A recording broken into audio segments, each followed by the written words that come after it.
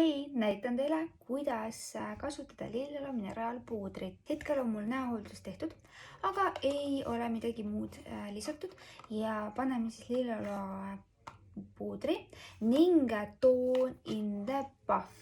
Lilleloal on siis siin selline sõelkork, mille sa saad siis ära keerata ning siit selle puudri välja võtta või kui keerad kinni, siis ei juhtu midagi, et kuskilt hakkab pudenema.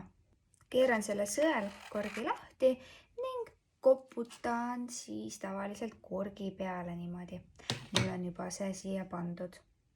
Võtan kapuukipinsli ning see on mul siis väike variant, kuid on olemas ka natukese suuremat.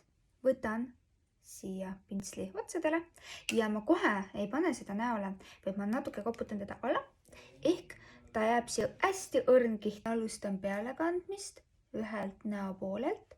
Ja niimoodi õrnalt, kas tupsutad, teed sa ringeid õrnalt liigutusi, kuidas sul endal mugavam on. Alguses panengi sellise esimese kihi ära, julgelt võib ka panna silmade peale ning siis vaatame, kas on vaja teist kihti ka või mitte. Aga näha juba on, et siit ta ilusti nägu ühtlasemaks teeb. Ainukene miinus mineraalpuudri puhul ongi see, et ta natukese võib siis riietele või juustele pudeneda, aga see ei ole hullu, kui sa ei võta pinsli peale liialt palju siis seda puudrit, et ikka siis näole jääks, mitte maha ei läheks.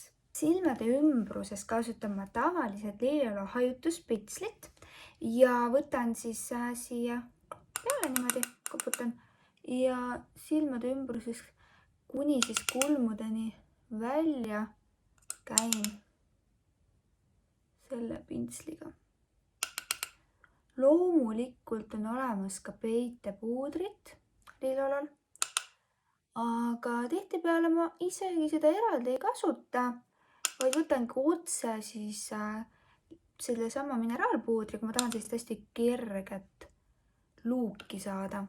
Ja tuleb arvestada siis ka tegelikult mineraalpuudriga seda, et ta natukese naha soojusega läheb siis kreemisemaks, et algusest peale panete hästi puudriline, aga naha soojusega ta läheb siis kreemisemaks, paremaks, et kui nüüd natuke aega seda peal olla, kuskil poole tunni pärast uuesti vaadata, siis sa vaatad seda mineraalpuudrit hoopis teise pilguga ja ta läheb ajas natukese vähehaaval paremaks. Järgmiseks võtangi ma siis päikesepuudri ja Bondi Bronze on siis selle nimi ja see on väga-väga tume, aga mulle hästi meeldib see selle tõttu, et hästi natuke vaja ja juba on selline hästi mõnus päikseline õhetus näole tekitatud. Ja siia korgi peale natukese jätan ja selleks on vaja siis bronzeri pitslit, mis näeb välja selline, ta on natukese rohkem kokku surutud ja võtame siis siit pintsli otsadele. Kui tundub, et ta liiga palju, natuke ära koputada ja paneme siis seda bronzerit täpselt see põsesarna alla ja natuke ka siia. Ja no vaadake, kui kerge mõnus kontuur. Mineraaltoodetega meeldibki mulle see, et sul on võimalik kihtidega mängida, ehk siis mida rohkem kihte sa kihihaaval paned, seda tugevamaks kõik läheb.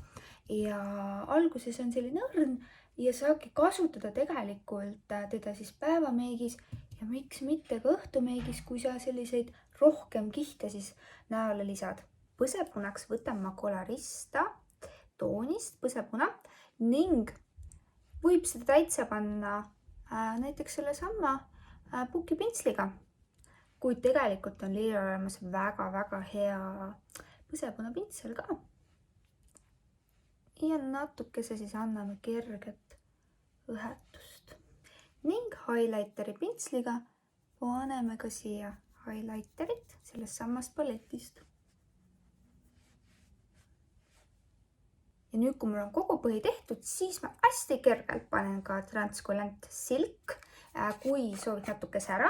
Kui sulle sära üldse ei meeldi, siis tuleb kasutada matti ja võtame siis siit pealispuudripürtsliga ja käime lihtsalt terve näo kergelt üle ning ongi mineraalpõhi tehtud. Nüüd on jäänud vaid kulmud, silmad ning huuled ja ongi selline mõnus, kerge päevane või miks mitte ka õhtune meik tehtud.